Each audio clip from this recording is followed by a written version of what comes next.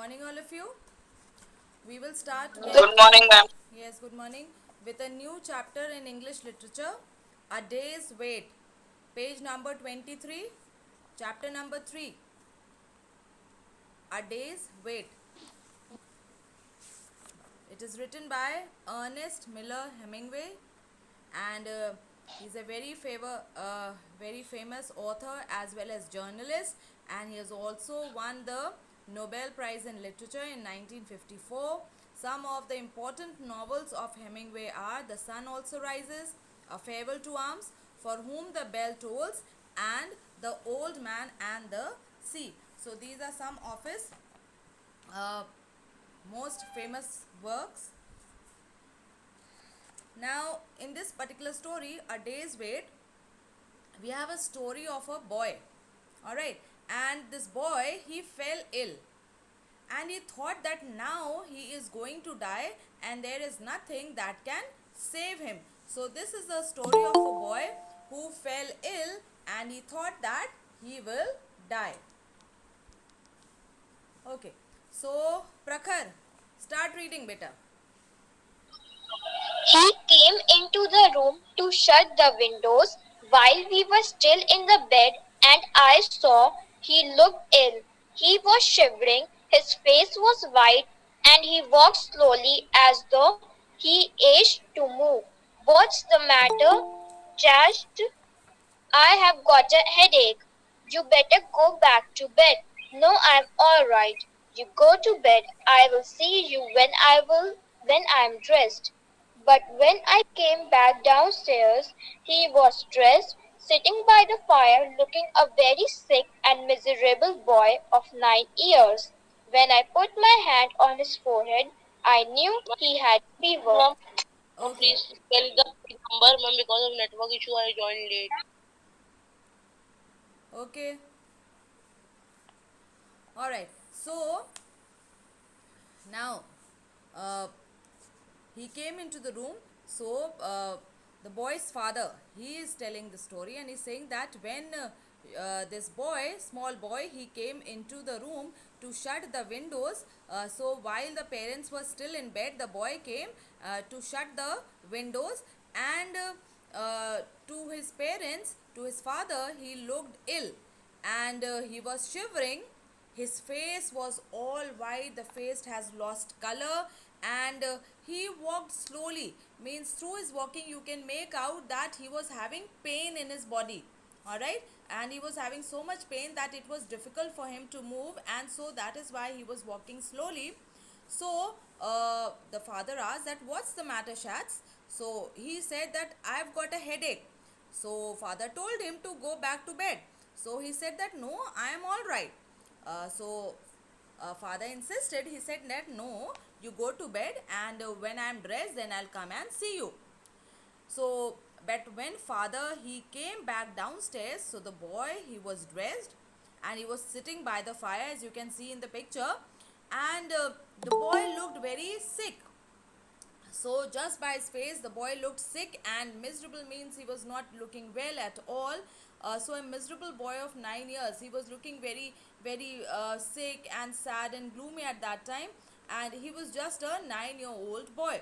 So when father, he put his hand to his forehead to check the fever, so father got to know that the boy had a fever, and so father told him that you go up to bed. I said you are sick. So father told the boy that you are sick, so it is better you go to bed.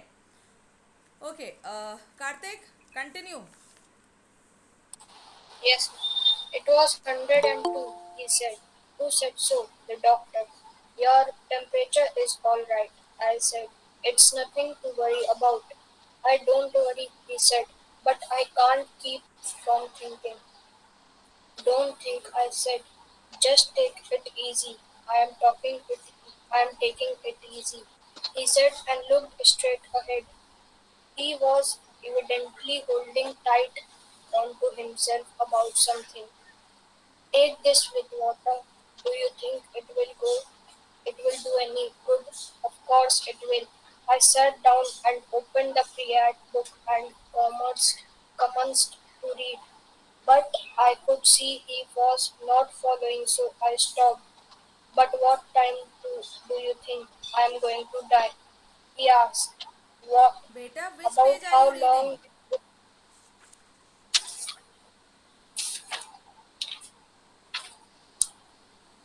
ma'am? Ma'am, I was on 26, You ma'am. were reading from the wrong I am page, all right? right. Yes, ma'am. Okay. Continue from I the am all from right. page number 24. Yes, ma'am. I am all right, he said. When the doctor came, he took the boy's temperature. What is it? I asked him. 102. Downstairs, the doctor left three different medicines in different colored capsules with instructions for giving them. One was to bring down the fever, another a purgative, the third to overcome an acid condition. The germs of influenza can only exist in an acid condition. He explained. He seemed to know all about influenza and said there was nothing to worry about if the fever did not go above 104 degrees. This was a light epidemic of flu, and there was no danger if you avoid pneu- pneumonia. Pneumonia. Back in the All right. pneumonia. Okay. Back, Okay, Karthik. So when the boy's father he insisted that the boy go back to bed, he said you are sick. So the boy was like, no, I am fine, I am all right. But when the doctor came, so doctor he took the boy's temperature. So father asked him that what is it. So the doctor told that he had a fever of 102. And then after looking at the boy, the doctor he gave three medicines in different colored capsules. So there were three different colored capsules for the boy. And so he also gave instructions as to when to give and how to give the medicines. And one was to bring down the fever, another a purgative. See what is a purgative? It is a medicine to cleanse the system, so that from inside your system would be cleansed. So one was purgative, and the third was for acidity, all right, to overcome acid condition for acidity. And why he gave a medicine for acidity? Because the germs of influenza, they can only exist in an acidic condition. So if that acidic condition is removed, all right, then obviously the germs also will not be able to survive. So he explained that, the doctor he explained that. And it seemed that the doctor he knew all about influenza. And he said that there is no need to worry. If the fever does not go beyond 104, till that time there is nothing to worry about. This was just a light epidemic, means in the nearby areas they have this flu spreading. And so he said that it is just a light epidemic and there was no danger if you avoid pneumonia, the boy getting pneumonia. So till that time there is no problem, all right, no need to worry at all. Yes, Ahana, read. Ma'am, back in the room, I wrote the boy's temperature down and made a note of the time to give the various capsules. Do you want me to read to you? All right, if you want to, said the boy. His face was very white and there were dark areas under his eyes. He lay still in the bed and seemed very detached from what was going on. I read aloud from Howard Pyle's The Book of Pirates, but I could see he was not following what I was reading. How do you feel, Skaggs? I asked him. Just the same, so far, he said. I saw at the foot of the bed and read to myself while I waited for it to be time to give another capsule. It would have been natural for him to go to sleep. But when I looked up, he was looking at the foot of the bed, looking very strangely. Why don't you try to go to sleep? I will wake up you for the medicines. Okay. So when father he was so the doctor, he gave some instructions, gave three capsules, and then he went away. So the boy's father he came back in the room and he wrote the boy's temperature down. and also he made a note as to at what time he had to give the different capsules. So then the boy's father asked him that, do you want me to read to you? So the boy was like, okay, if you want to. So the boy said, okay, you can read if you want, but his face was very white and there were dark areas under his eyes because he was not well, so obviously his face was all white, means is that it has lost the color, and even there were dark patches under his eyes, dark. All right. So the boy, he was lying in bed very still, means not moving much, not doing anything much. So he was simply lying very still, and he seemed that, he was detached, though his father was talking to him and all that, but he seemed that he was very far from everything that was going on. He was not attached to what was going on in the room. So father, he read aloud Ma'am, from. your voice is breaking. Yes, what about the rest? Is my voice breaking? No, ma'am. No, ma'am, a little. No, ma'am. Okay, beta, Ma'am, Shabam, a there might little. be some network issues at your end. It will be okay in a while, don't worry. Alright, so the father, he read a story from Howard Pyle's The Book of Pirates. But when father was reading, so he could see that the boy was not following what he was reading. So just like, the teachers, they are able to make out that whether you are really studying or not, okay, and when you are only trying to show that you are studying, so just like that also the boy's father, he could also see that the boy was only means he not following, he was simply just very still lying down and with no expression on his face. So the boy's father was sure that he was not following the story what he was reading. So father asked him that, how do you feel, Shats? So the father said that just the same, means there is no difference into what I was feeling earlier. So the father, he sat at the foot of the bed, means where you keep your feet. So at that side, he sat down and he began to read to himself. Why it is written that, and read to myself? Because though he was reading, but the boy was not interested into what he was reading. The boy was detached, so it was just like that the father was reading the book for himself only. And so the father, he sat there and he was simply reading, and he waited so that it would be time to give him another capsule.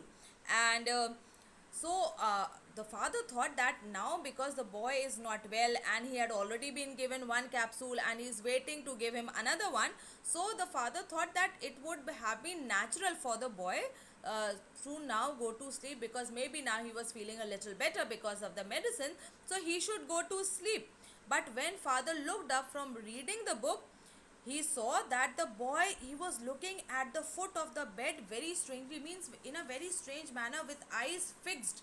All right, when you don't look anywhere else but your eyes are fixed and you look in one direction in a very strange manner, so he was looking at the foot of the bed in a very strange manner. He was just simply staring at it. So the father said to him that, beta, why don't you try to go to sleep? Why don't you catch some sleep? And when it is time for the medicine, then I will wake you up. Okay, so who will now like to read? Ma'am, Asham. Yes, Hi. Asham. Hi. Yes, ma'am.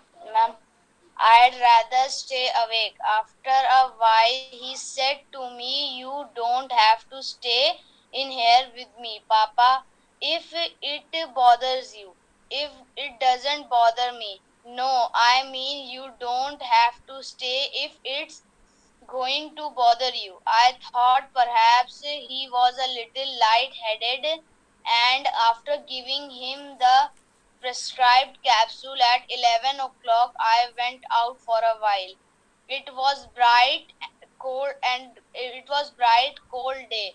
The ground covered with a sleet that had frozen so that it seemed as if all the bare trees and the bushes, the cut brush and all the grass and the bare ground had been vanished with ice. I look the young Irish setter for a little walk up the road and along a frozen creek. But it was difficult to stand or walk on a glassy surface, and a red dog slipped and slithered, and I fell twice hard, once dropping my gun and having it slide over the ice. Okay. So again, the boy's father, he insisted that he should sleep. So he said that you catch some sleep and I will wake you up when it is time for the medicines. But the boy, he was adamant. He said that no, he did not wanted to sleep. So he said that no, I'd rather stay awake. I will not sleep. And so after a while, the boy, he said to his father that if you are bothered by sitting here doing nothing, so you don't have to stay in here with me, papa. If you want, you can even go out. So the father was like that, no, it does not bother me, it is okay, I want to be here with you.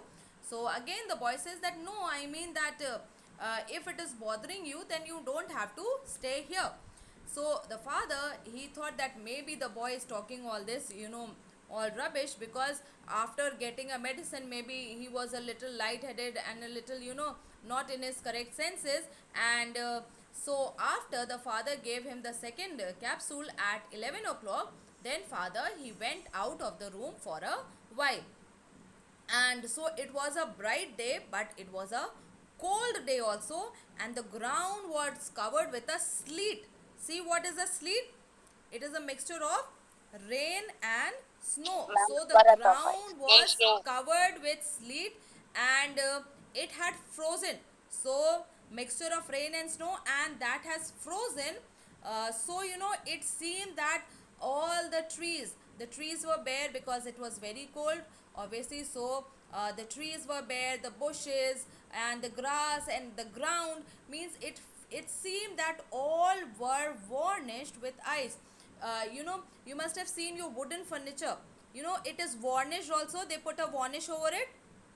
Yes, do you know that? To bring, Yes, ma'am. Yes, to ma'am. bring out Yes, the ma'am. shine, and to yes, to bring out the shine, they put varnish over it. And so uh, it seemed that everything has been varnished with ice because it was shining. And obviously, ice, if you keep outside, it shines a little, and so everywhere it seemed that everything was covered with a coating or a covering of ice. And the father, he took his young dog, he was an Irish setter, so an Irish dog. So he took out his dog for a little walk up the road and along a frozen creek, so a small hill, you can say. So he took his dog to walk along a small hill. But it was very difficult. Now if everything is covered with snow, and that snow and rain, they have all dried up, and it look, they have been polished. It was not like just like snow here and there, so you can easily just put your feet and go, but it was like smooth, so it was very slippery. Okay. And so it was difficult to stand or walk on that glassy, it seemed that it has formed a glassy surface everywhere.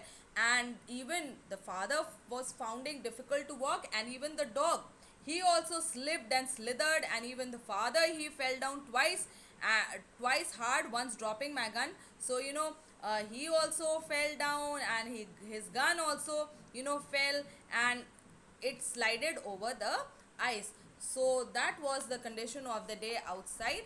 Yes, who will now like to read? Ma'am, Iram. Okay, Ram. Mama,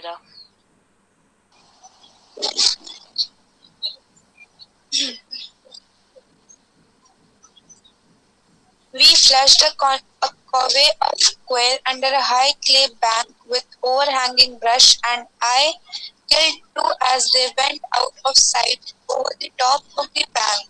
Some of the covey lit in trees, but most of them scattered into brush piles, and it was necessary to jump on the ice-coated mounds of brush several times before they would flush, coming out while you were poised unsteadily on the ice, drinking brush they made difficult shooting and high-killed too.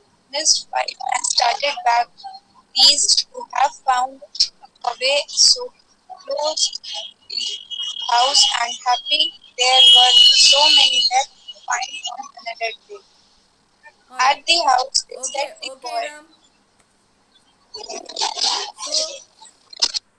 So, father, he was carrying his gun with him, so obviously he wanted to hunt something, and it was all, so snowy and so cold, so frozen, and he went out so that he could hunt a little, and they found a covey of quail. So a group of birds, a group of quail, they found under a high clay bank with overhanging bush. So they found this group of birds there, and so father, he killed two as they went out of sight over the top of the bank. So his father, he was able to kill two of them, but some of these birds, even in the group, now obviously if you will take a shot, the others will not sit there waiting for their turn, will they?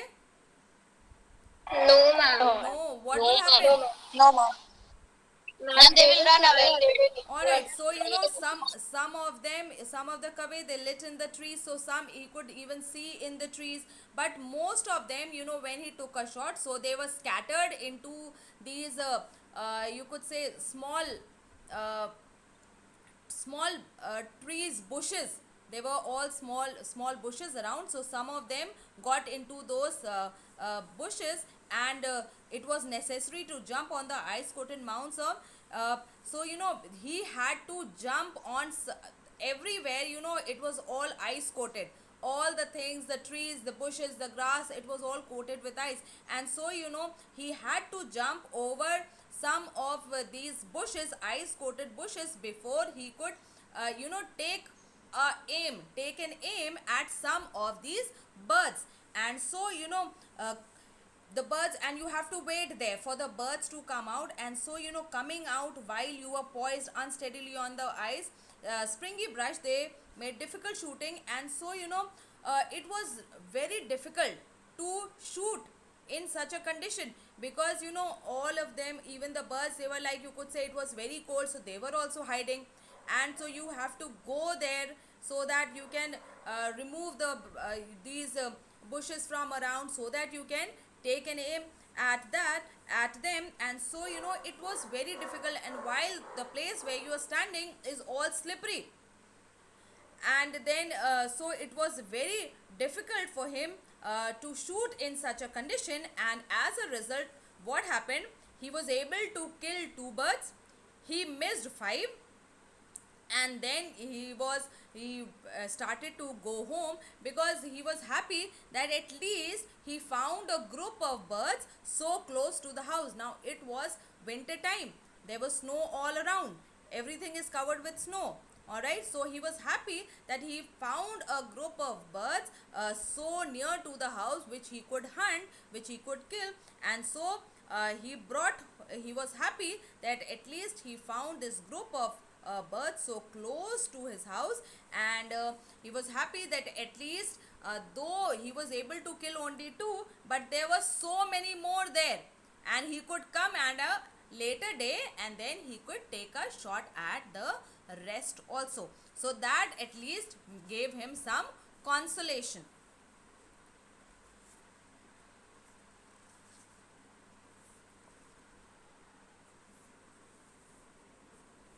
All right, so I think that is all the time we have for today, and when we meet again on Friday, then Friday we will not meet.